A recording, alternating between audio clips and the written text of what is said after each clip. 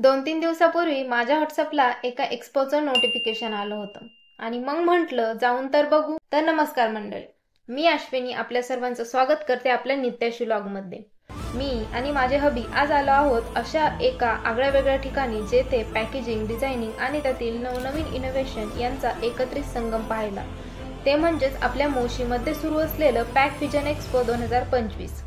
हे एक असं भव्य व्यासपीठ आहे जिथे भारतातील आघाडीचे आणि नामांकित पॅकेजिंग क्षेत्रातील ब्रँड आलेले आहेत. हो, तर त्यासाठी आपण आलो आहोत PIECC मोशीमध्ये, म्हणजेच Pune international exhibition and convocation centre येथे. तर आता आपण आहोत PIECC रोडला, जिथे आपल्याला जाता जाता गेट नंबर 3 दिसलेला आहे, जिथून आपल्याला एक्स्पोसाठी आत जायची एंट्री आहे. पण आम्ही गेट नंबर 3 मधून न जाता गेट नंबर 1 मधूनच शाही एंट्री केली आणि पुढे आल्यावर सुरुवातीलाच महाराजांच्या स्टॅच्यूचं भव्य मोठं काम सुरू असल्याचं दिसलं आणि मग महाराजांना नमन करूनच आम्ही पुढे निघालो. पुढे आल्यावर भव्य पार्किंग व्यवस्था दिसली, जिकडे तिकडे गाड्या उभ्या होत्या.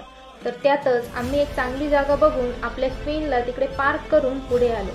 पण जाता जाता फोटोशूट केलं आणि रजिस्ट्रेशन करून फायनली एंट्री केली. आतमध्ये एंट्री घेताच बिझनेस विश्वात आल्याचा एक अनोखा अनुभव आला. इथे आम्हाला जगभरातील packaging, designing, sustainable packaging, high speed machinery आणि प्रचंड नवनवीन क्रिएटिव्ह प्रोडक्ट डिझाईन बघायला मिळाले. मी तर पर्सनली काही स्टॉलवर जाऊन प्रोडक्ट सॅम्पल बघितले, डिझायनर सोबत बोलले. तसेच आम्ही इथे खूप नवनवीन लोकांना भेटलो, काही बडिंग एंटरप्रेनर्स आणि काही मोठ्या कंपन्यांचे एक्झिक्युटिव्ह सोबत बोललो. नवनवीन प्रोडक्ट्स आणि त्यांचे वेगवेगळे फीचर्स जाणून घेतले.